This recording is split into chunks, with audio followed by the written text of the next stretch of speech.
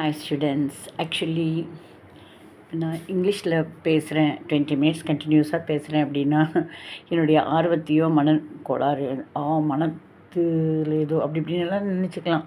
ஆர்வக்கோளாறு something அப்படி கிடையாது.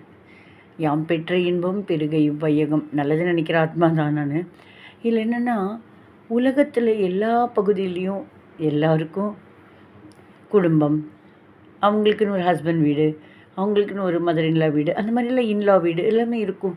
அவங்களுக்கு வந்துட்டு சில பல டிசிஷன்ஸ் எடுக்க தெரியாமல் ஸ்டார்டிங் ஒரு சில பேருக்கு தெரியலன்னா, அப்போ நம்ம அங்கே இருக்கிறவங்களுக்கு லாங்குவேஜ் இப்போ இட்ஸ் அன் இன்டர்நேஷ்னல் லாங்குவேஜ், அதாவது இங்கிலீஷுங்கிறது காமன், அது எல்லாருக்கும் ரீச் ஆகணும் இல்லையா? எல்லா வையகம் எல்லாத்துலேயும் யாருக்கும் கஷ்டம் வரக்கூடாது. இந்த மாதிரி ப்ராப்ளம்னா அங்கே யாருக்காவது சொல்லலை, 1-2 பேருக்கு சொல்லலை, 1-2 பேருக்கு அப்படிங்கிற மாதிரி இருக்கிறப்ப நம்ம நமக்கு தெரிஞ்சதை இன்டர்நேஷ்னல் லெவலில் பகிர்ந்துக்கிட்டோம் அப்படிங்கிற நோக்கத்தில் தான் சொன்னோம்.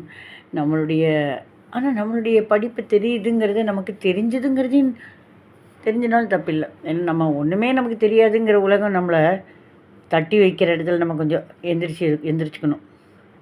இல்லைன்னா நம்ம மேலே நடக்க ஆரம்பிச்சிருவாங்க. ஒன்றும் இல்லை, குழந்தைய பாட்டி தாத்தா என்ன பண்ணுவாங்க, கஷ்டப்பட்டு குனிஞ்சு யானை மாதிரி அந்த குழந்தைய முதுகில் வச்சுட்டு, யானை யானை அழகர் யானை தம்பி பாப்பா ஏறும் யானை குட்டி யானைக்கு கொம்பு முளைச்சி தான் பட்டணம் எல்லாம் பறந்தோடிச்சான்னு சும்மா அந்த மாதிரி.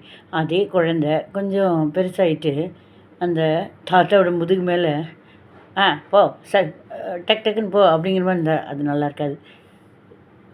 அதே தாத்தாவோட முதுகு மேலே நின்றுட்டு அது மேலே டேபிள் போட்டு ஃப்ரெண்ட்ஸோட பேசிட்டு இருந்தா அப்படின்னு எந்திரிச்சிடுவாங்க.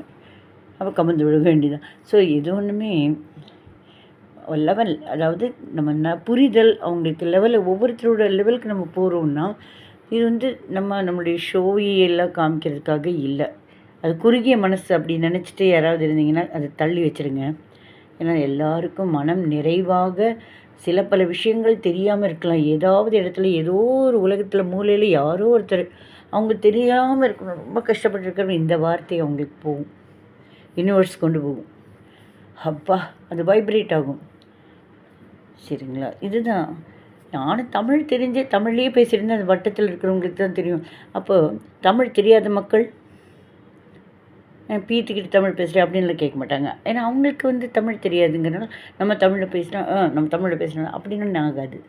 அதே மாதிரி இப்போ இங்கிலீஷில் பேசுகிறேன், நான் இங்கிலீஷில் பேசுகிறேன் அப்படின்னு ஆகாது. இங்கிலீஷ் தெரிஞ்சவங்க இங்கிலீஷில் தெரிஞ்சுக்கலாம், அதையே நான் தமிழில் சொல்கிறப்ப அது புரிஞ்சுக்கலாம். உலகளவில் எத்தனை மக்களுக்கும் அது யூஸ் ஆகணுங்கிற நல்ல எண்ணத்தில் தான் சொல்கிறேன்.